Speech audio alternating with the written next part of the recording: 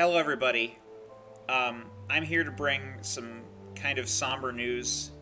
It might be satisfying, it might be dissatisfying, but it's something that we now have that I think that we can build upon and go with. And it's important that this, I think, came out. Mark Laidlaw is a sci-fi author. He does a lot of books and stuff, like Dad's Nuke, that I found kind of fun. But he now has this blog post that he posted today under Fiction and Games called Epistle 3. And he addresses the player directly, saying, "Dearest play, I hope this letter finds you." But basically, this is essentially a leak of his original storyline that he was writing and the direction he was going in for Half-Life 2 Episode 3. Before, I can only assume the project basically got canned, or they decided to move into a different direction with it or something, but it's been a very long time since he's been working with Valve on this, and it's highly likely that they've now taken the story in a different direction. If they're going to make this game, it'll probably be nothing like how it's written here, and honestly, reading this, I'm not exactly sure how you'd even do some of these things in the Source engine unless you were like super creative, and Valve has a lot of creative people, a lot of creative talent, but even then it does seem kind of daunting visually how you would express some of these ideas. But that being said, I want to at least share the opening paragraph where he's addressing the player, in other words us, and he's like, "I hope this letter finds you well. I can hear your complaint already. Gertie Fremont, we've not heard from you in ages." Another thing I want to point out is he changed out the names in the document, probably to avoid a lawsuit from Valve for leaking stories. There actually is a paste bin where people have done like a find and replace. So it'll say, "Gordon Freeman, we haven't heard from you in ages," and stuff. So you can find that paste bin down below. I highly recommend you read this. If you love Half-Life, if you care about the story, if you want to see where it's going, for Pete's sake, just read that. But I'm going to continue. So, well, if you care to hear excuses, I have plenty. The greatest of them being that I've been in other dimensions and whatnot, unable to reach you by usual means. Now, it's important that he says this because what he's really talking about is that he hasn't been able to reach us through the means of video games. He can only reach us via this blog because he's essentially been out of it. He's not been there, at Valve. It's been a while, and it's kind of funny because when you think about it, I mean, he's speaking as Gordon Freeman, and back during his youth, he kind of looked like him too, which is I just think kind of funny and coincidental. But anyway. So this was the case until 18 months ago when I experienced a critical change in my circumstances and was redisposed on these shores. Now, I assume this means him leaving Valve. And in the time since, I've been able to think occasionally about how to best describe the intervening years, my years of silence. Now, it's funny because Gordon Freeman is silent, so there's kind of a double entendre pun in there. It's kind of funny and cute, but he's actually talking about his own silence as an author to be able to express any of these ideas about Half-Life to the public. And I do first apologize for the wait, and that done, hasten to finally explain, albeit briefly, quickly, and in very little detail, events following those described in my previous letter referred to here in his Epistle 2.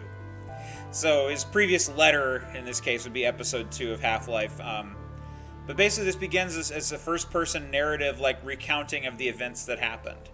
And like I said, I recommend you read it for yourself, but a brief overview would be essentially, he's starting off where Half-Life 2 Episode 2 ended, and that is with Eli dead on the floor. Alex is like, "Come on, you guys, let's go get revenge for Dad." And you get in a helicopter, you go to Antarctica, and you get shot down. And there's a Combine base there, and they're surrounding a place where the Borealis is phasing in and out of reality, and the Combine want what's on board, and so you have to synchronize a jump to get onto it and get onto it just in time. I can imagine that being in the game. But before that, you apparently get trapped by Breen, who's inside of a host body, as we recall from Half-Life 2 episode, actually just Half-Life 2. He even says to the Combine as they're taking him, he gets on an elevator thing or something, and there's a lot of explosions, and you basically kill him. But he says a host body. Well, okay, whatever. In episode 1, they kind of go into him actually having that conversation. They show it you know, up front, and they explain him getting this host body. So now you see him in this big dumb slug body, and I love that he's not even like a boss fight. You know, he just sort of is this big dumb slug, and he's like, I hate my life. Will you please kill me? And, you know, Alex is like, I think he deserves a slow death and life is a slug or whatever, and you can probably shoot him in the head. That might even be a moral choice that's left up to the player. That could have been a pretty cool little scene. Like, do you let Breen live or die? Alex doesn't care either way. Anyway, so you get on the Borealis, and I'm still trying to figure out how any of this concept art would work with this thing phasing in and out of reality, unless this is somehow like the structure and they like built it into the ice and there's just this isolated like tank or room or holding area where the boat's coming in and out. But anyway, you get on the boat and some really trippy stuff happens.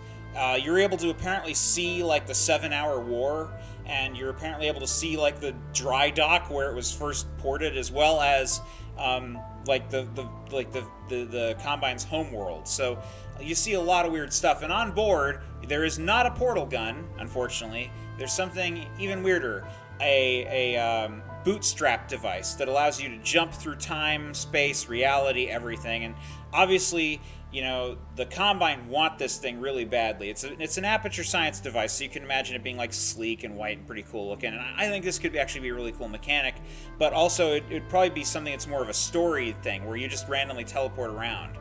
I don't think it would be like a lensing type deal where you jump back and forward in time, unless they decide to go there. But it's kind of funny because there's another Source Engine game that did this recently, and that was oh darn, Titanfall 2 actually had the time lensing thing. But I could also imagine like this cool story element where you're like jumping back and forth to like the time of the 7-hour war, and you're able to like witness that, like the taking over of humanity in 7 hours by an alien invasion, and Gordon basically just popping all over the place. It's like what the G-Man does to you when he jumps you around time and space. But now you're maybe, I don't think you'd be in control, but maybe that would be an element to it, and you could have like a non-linear story that way because you're literally able to just go outside of the linear path of time. I don't know how they were going to do that mechanically, but I am already seeing how this opens up a breadth of possibilities for locations, environments, combat scenarios. You could do all kinds of really creative shoot-'em-up stuff there. So that works. That I think works mechanically as a game thing.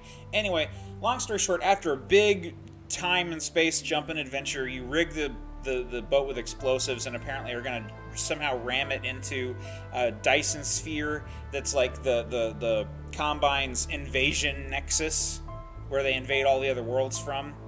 And along the way, Mossman gets shot, and the G-Man just grabs Alex and is like, let's get out of here, and they just casually walk away. And apparently he's able to have some kind of control over her because, like, according to the story, he like raised her. I like as a kid, like he was like her nanny or something. I don't know, man. That seems weird to me. He uses the term school marm, and it's like, what? I don't know. Anyway, the Vorts pull Gordon out because you're working for the Vorts now. You know, if you ever die, there's the message of the Vortessence says something like that. But so you've officially, as of episode 1, your employ with the G-Man stopped, and the Vortigons have now taken you, and they're using you, and they can see through time and space and all that junk. Blah, blah, blah. Long story short, Gordon ends up on a beach in the middle of nowhere, and he has no idea where he is, what the situation has happened. He doesn't know if the plan was successful. It probably wasn't. He doesn't know if the 7-hour war, you know, if he was able to change any events of it, if he was able to save the world or anything. He basically doesn't have any information. He's totally isolated. And from the perspective of the story, it almost seems like it's really past tense, like maybe he's like an old man now, and this already happened.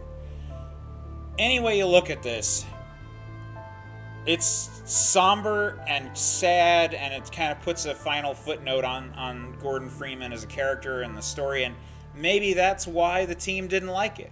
Maybe they want Gordon to be some kind of timeless guy who never talks and is basically in games that work more as tech demos than actual games. I don't know. But yeah, Yours an Infinite Finality. I highly doubt this is the last we'll be seeing or hearing of Gordon Freeman, and the reason I say that is because if you look at all of this, and you look at what's been laid out here, and you think back to like Black Mesa Source and other things that fans have done as projects, I could imagine somebody taking this and rolling with it and putting in combat scenarios and actually making a fleshed out mod to build this. And in a way, the community could, if we really work together on this and we really tried hard and we really, committed the hours and time needed, I believe that the community of Source editors out there and people could probably make, I mean, who says you have to use Source, right? I mean, you could easily go to another engine, but having it be in Source would at least make it feel like it's coming home. But the point is, fans could make Episode 3.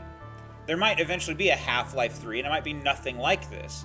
But we could, collectively make, if we wanted to, fans and modders the world over, this game.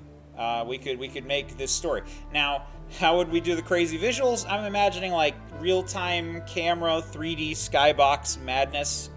And I'm also imagining just, like, flipping the screen green and teleporting you somewhere. It doesn't have to be green, but, that's what they did in Half-Life 1. Do, like, some on-screen overlay effect and then pop you somewhere else, and we just jump them around the place. You can also use world portals. I don't think Episode 2 out of the box has support for that, but if we built this in the Portal 2 engine, you could use world portals to do cool stuff, but that doesn't have the 3D skybox stuff, so you'd be pretty limited, and there's a lot of AI that's been taken out that we could use. It's such a... I don't know. Anyway, I've gone on long enough about this. You should go talk about it down below in the comments and your thoughts. Please share your thoughts. And yeah, I would like to I'd like to say that this has been an interesting turn of events. I didn't see this coming. I don't think anybody could have predicted this. I mean, surely the man must have signed some kind of NDAs, right? He's probably never going to be able to work at Valve again after this. I guess he never expected to anyway. Well, say what you will about Valve. I know the comments section is going to be filled with that. But, yeah, I know. A lot of the old guard and people that were working there seem to have fluttered away and gone elsewhere. And those that remain are now working on stuff like, Dota and the Dota card game. I'm sure that if some other esport arrived that was big and popular, they'd probably be latched onto that too. Who knows? Maybe they'd make their own version of Rocket League if it gets popular enough or something like that. Or maybe they're thinking about buying it up since they're only getting 30% of the profits off that and they could always go for more. Fun fact I'm going to leave you with, Gabe Newell, according to Forbes, has more money than the President of the United States currently. That's a fun little factoid there for you. That's just the guy who runs the company. I mean, that's not... And again, they're a cabal, so I can't say he runs the company. Everybody votes people in and out, and it's a collective vote. The problem with that system is that you can have a groupthink problem break out where everybody says, well, let's all do the easy thing and let other people do the work for us and not do the hard thing and actually try to be revolutionary and make something cool and interesting. And everybody votes on that, and then you end up doing nothing but, rehashing the same old ideas or selling other people's work and making lots of money off of it. They're in a position where they're totally free to do that. There's nothing much we can do about it. We can complain, we can downvote, we can say, Valve, make games again and stuff, but they're still making lots of money and they're still making lots of content for stuff. And, well, they're letting the community make that content and put it out there. I almost wonder if the paid mods thing had actually worked out, if they'd be like going into the full-time paid mod business. And then we could actually be talking about making Episode 3 as a paid mod. No. Oh, goodness. Could you imagine people quitting their day jobs to finish Half-Life because Valve wouldn't? Jeez. This is emotionally... I don't know, guys. I'm going to stop the video now. I'm going to go and have a cry. I'm going to go, yeah. Bust out some... Honestly, probably some Ouzo.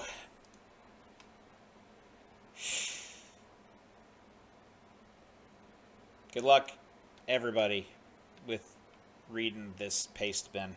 Good luck.